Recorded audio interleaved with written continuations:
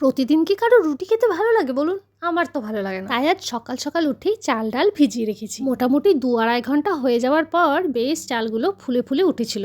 এই সময় আমি পেস্ট করে সেটাকে রেখে দিলাম। আর এর পাশাপাশি ভেবেছি একটু কষা কষা করে আলুর দম করব, সেটাও আবার কারি পাতা দিয়ে। তাই জন্যে তেল গরম করে প্রথমে সর্ষে আর শুকনো লঙ্কা ফোড়ন দিয়ে কুচি করে রাখা পেঁয়াজগুলো দিয়ে হালকা করে ভেজে নিয়ে ডুমো ডুমো করে কেটে রেখেছিলাম আলু, সেগুলো দিয়ে হালকা করে ভেজে নেব ঢাকা চাপা দিয়ে দিই। এর ফলে আলুগুলো জলদি সিদ্ধ হয়ে আসবে। এদিকে আদা রসুন লঙ্কারও একটু পেস্ট বানিয়ে নিলাম। এবারে ঢাকনা খুলে কুচি করে রাখা টমেটোগুলো দিয়ে দুবার ভালো করে নাড়াচাড়া করার পর নুন হলুদ মিষ্টি দিয়ে ভালো করে সবকিছু মিশিয়ে দেব।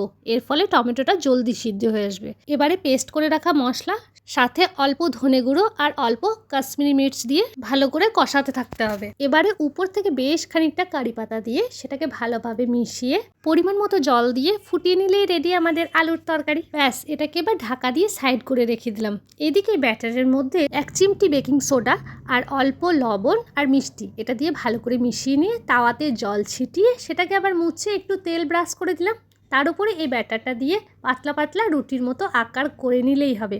তবে যেহেতু এটা চাল ডালের একটা পেস্ট, তাই জন্য কিন্তু এটা ঢাকা দিয়ে করলেই বেশি ভালো হবে। ব্যাস উপর থেকে আরও একটুখানি তেল ব্রাশ করে দিয়ে এপিট ওপিট হালকা করে ভেজে নিলেই হবে। এই যে দেখুন রেডি হয়ে গেছে। এবারে সবগুলোই কিন্তু এইভাবেই বানিয়ে নেব। চলুন, খাবার তো রেডি, তাহলে গরম গরম সার্ভ করা যাক। তবে এখন এই মুহূর্তে এই রেসিপিটার কি নাম দেবো জানি না, তবে আমাদের গ্রামীণ ভাষায় এটাকে বলে সরুচাকলি পিঠা। তবে সে যাই বলুন না কেন, যে কোনো নামই হোক না কেন, মাঝে মাঝে রুটির বদলে এইরকম খাবার পেলে কিন্তু বেশ ভালোই হয়।